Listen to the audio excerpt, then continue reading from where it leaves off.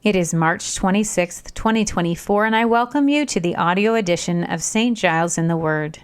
We continue in the Gospel of Luke, chapter 20, and read together Psalm 74 from the New International Translation. Let's begin today in Luke.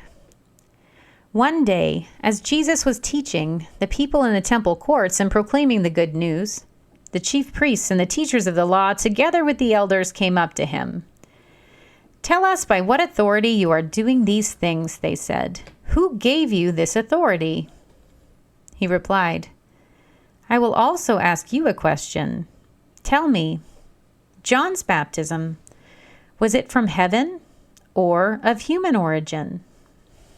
They discussed it among themselves and said, "If we say from heaven, he will ask, 'Why didn't you believe him?'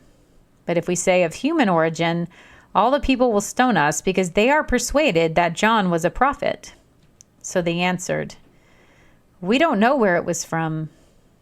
Jesus said, "Neither will I tell you by what authority I am doing these things." He went on to tell the people this parable. A man planted a vineyard, rented it to some farmers, and went away for a long time. At harvest time, he sent a servant to the tenants so they would give him some of the fruit of the vineyard. But the tenants beat him and sent him away empty-handed. He sent another servant, but that one they also beat and treated shamefully and sent away empty-handed. He sent still a third, and they wounded him and threw him out. Then the owner of the vineyard said, "What shall I do? I will send my son, whom I love. Perhaps they will respect him." But when the tenants saw him, they talked the matter over. "This is the heir," they said. "Let's kill him, and the inheritance will be ours." So they threw him out of the vineyard and killed him. What then will the owner of the vineyard do to them? He will come and kill those tenants and give the vineyard to others. When the people heard this, they said, "God forbid." Jesus looked directly at them and asked, "Then what is the meaning of that which is written? 'The stone the builders rejected has become the cornerstone.' Everyone who falls on that stone will be broken to pieces. Anyone on whom it falls will be crushed." The teachers of the law and the chief priests looked for a way to arrest him immediately because they knew he had spoken this parable against them. But they were afraid of the people. Keeping a close watch on him, they sent spies who pretended to be sincere. They hoped to catch Jesus in something he said so that they might hand him over to the power and authority of the governor.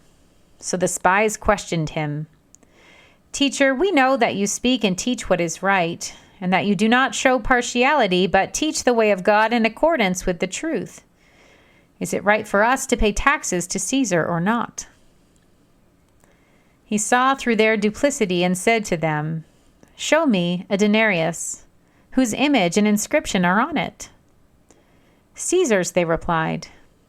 He said to them, "Then give back to Caesar what is Caesar's, and to God what is God's." They were unable to trap him in what he had said there in public, and astonished by his answer, they became silent. Some of the Sadducees, who say there is no resurrection, came to Jesus with a question.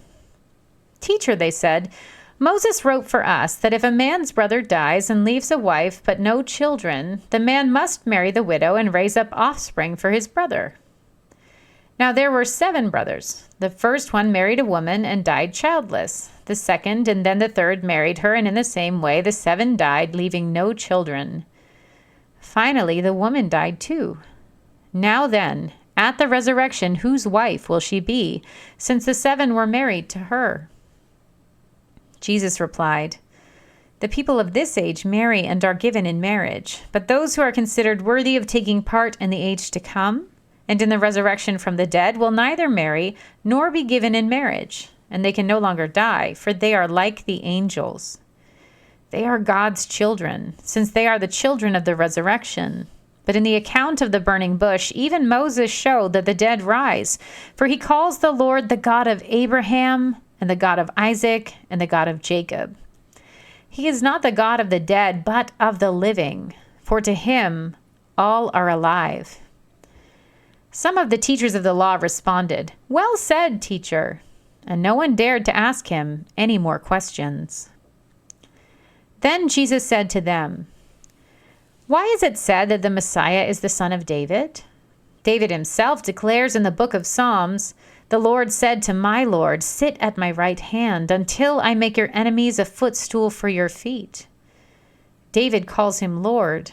How then can he be his son?" While all the people were listening, Jesus said to his disciples, "Beware of the teachers of the law. They like to walk around in flowing robes and love to be greeted with respect in the marketplaces and have the most important seats in the synagogues and the places of honor at banquets. They devour widows' houses and for a show make lengthy prayers. These men will be punished most severely." We turn now to Psalm 74. O God, why have you rejected us forever? Why does your anger smolder against the sheep of your pasture? Remember the nation you purchased long ago, the people of your inheritance whom you redeemed, Mount Zion where you dwelt. Turn your steps towards these everlasting ruins. All this destruction the enemy has brought on the sanctuary. Your foes roared in the place where you met with us. They set up their standards as signs. They behaved like men wielding axes to cut through a thicket of trees. They smashed all the carved paneling with their axes and hatchets. They burned your sanctuary to the ground. They defiled the dwelling place of your name. They said in their hearts, "We will crush them completely." They burned every place where God was worshipped in the land. We are given no signs from God. No prophets are left. And none of us knows how long this will be. How long will the enemy mock you, God? Will the foe revile your name forever? Why do you hold back your hand, your right hand? Take it from the fold of your garment and destroy them. But God is my king from long ago. He brings salvation on the earth. It was you who split open the sea by your power. You broke the heads of the monster in the waters. It was you who crushed the heads of Leviathan and gave it as food to the creatures of the desert. It was you who opened up springs and streams. You dried up the ever-flowing rivers. The day is yours, and yours also the night. You established the sun and moon. It was you who set all the boundaries of the earth. You made both summer and winter. Remember how the enemy has mocked you, Lord, how foolish people have reviled your name. Do not hand over the life of your dove to wild beasts. Do not forget the lives of your afflicted people forever. Have regard for your covenant, because haunts of violence fill the dark places of the land. Do not let the oppressed retreat in disgrace. May the poor and needy praise your name. Rise up, O God, and defend your cause. Remember how fools mock you all day long. Do not ignore the clamor of your adversaries, the uproar of your enemies, which rises continually. Here ends our reading for today.